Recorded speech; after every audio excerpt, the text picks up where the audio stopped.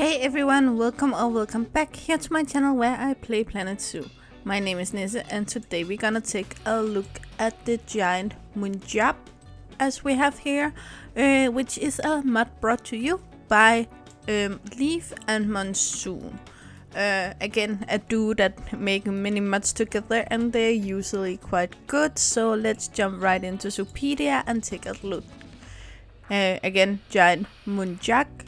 They are critical endangered and the population in the wild is unknown. I normally don't read this for this video, but it was quite short. So the Giant Muntjac, the Latin name here, sometimes referred to as the large antlered muntjac. So the giant, I'm not sure if that's about the size of the animal or the size of the antlers. Jumping in here, they're from Asia, Vietnam, Cambodia and Laos, and they live in the tropical biome. One of them needs 200 square meters of land and a second needs 70 extra. A baby needs 35 extra. They live from 8 to 40 degrees Celsius, so they should be quite easily to have temperature wise. A grade 3 climb-proof fence, which I find kind of intriguing since I really can't see this little fella climb, but we have been surprised before. We need a 14 feet 85 fence. I'm pretty sure this must be a mistake somehow. 14 feet, 3 is a meter, so 12 would be 4 meters. So it's almost 5 meters, so it's quite big. So this doesn't make sense to me. Luckily, I always play with the escape turned off, so it won't matter for my game. But if you like to play with it on, then it might be an issue, but maybe this is a writing mistake in here and doesn't affect the game. All the information in the Zoopedia doesn't affect the game. They have information they plug in with the coding, and then this is the Zoopedia is information that are plugged in on its own, so those two things doesn't affect each other, so they can have so sometimes there's something in Zoopedia that doesn't affect the game, and I assume this would be one of them. You can have a group up to 4, 1 male and 3 females, up to 2 males or up to 4 females. 1 alpha per group, and it doesn't say if it's the alpha male up here or it can be an alpha female. They are polyamorous, shy around humans, but guests can enter the habitat, which I also find a bit kind of doesn't comply here.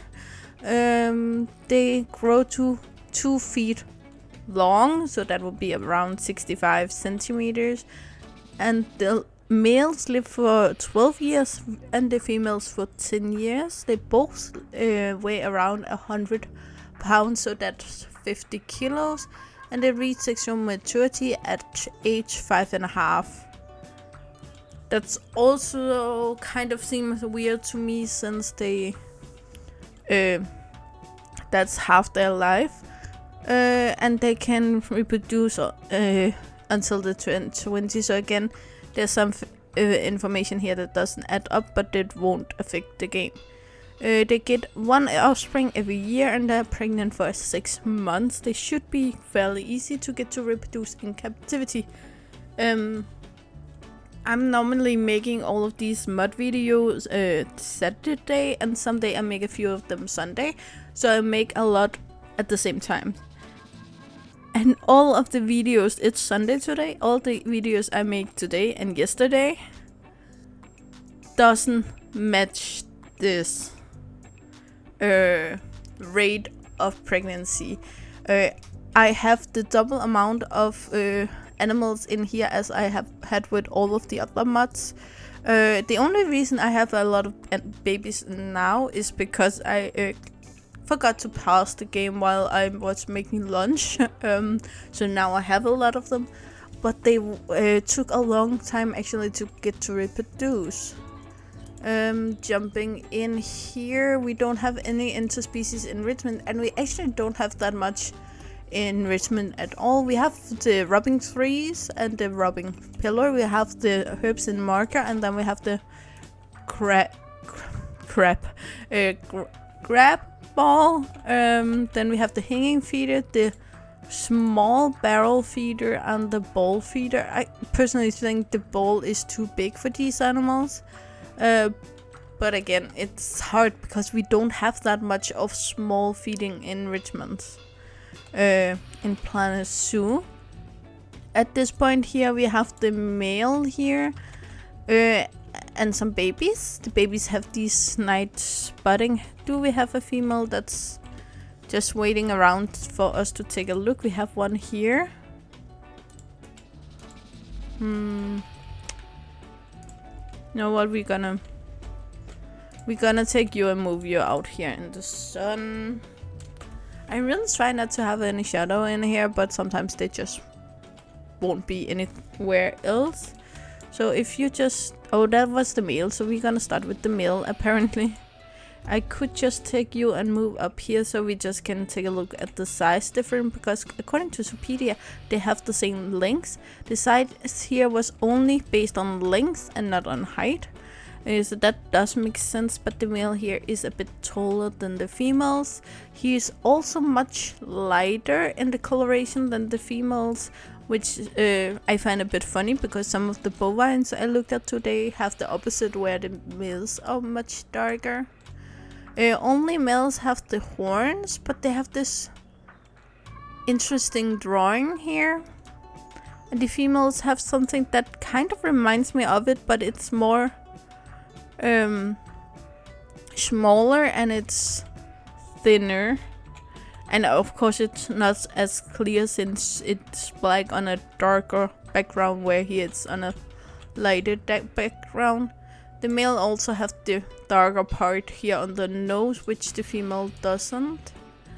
And then of course the antlers up here, which are very different for other antlers we have, where the skin, actually with the fur, go all the way out here. There are some antlers that actually are completely covered by skin and fur, but normally when they are that, then it have another texture than the rest of the fur. Going in here, we have the eye here, which kind of looks... both the males and females have this, and it looks kind of weird, but I'm pretty sure it's the animal and not the mud, because we know Monsoon and Leaf, and they wouldn't put in this detail if it shouldn't be there. We have this cute little nose, but it is a tiny bit blurry.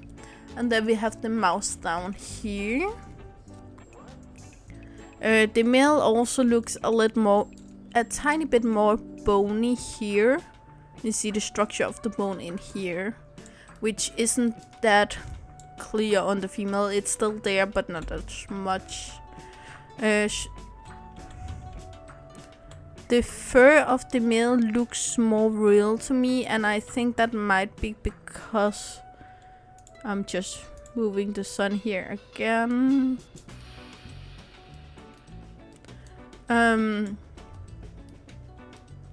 Here you can see it's a little more blurry, where it's extremely sharp here on the male compared to that.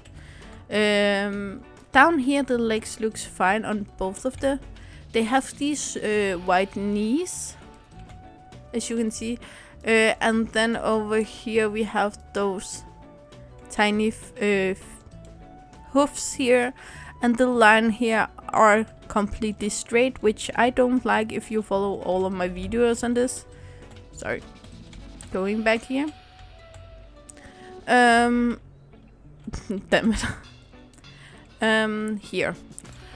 Normally the fur up here would kind of fall down over that line, so it would be more blurred, that line. But that's actually the only thing I have here. Both of them have these wider inner thighs.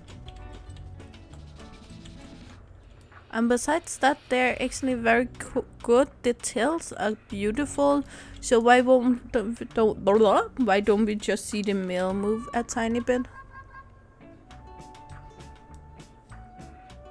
Yeah, you're cute. As I see the female in background, and they move quite well. Let's watch a baby. I think we're gonna move one of you up here.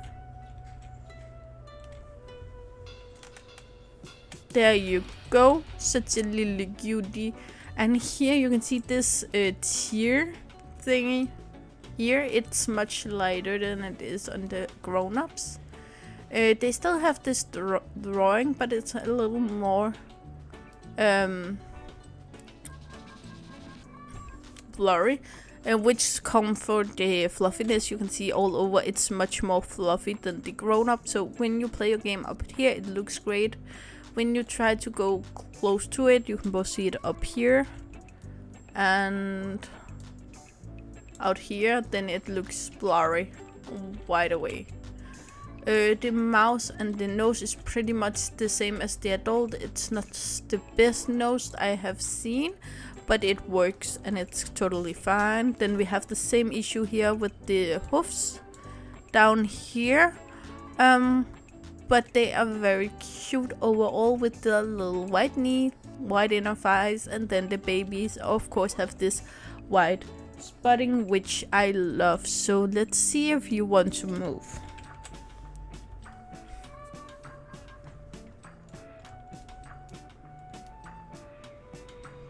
That was a really good animation actually. So yeah. That's all I got for you today, guys. I hope you enjoyed. You know the drill. Like, subscribe, and turn on the bell notification so you know the next time I upload a video. I really hope to see you again, either in the comments below or in the next video. Bye, guys!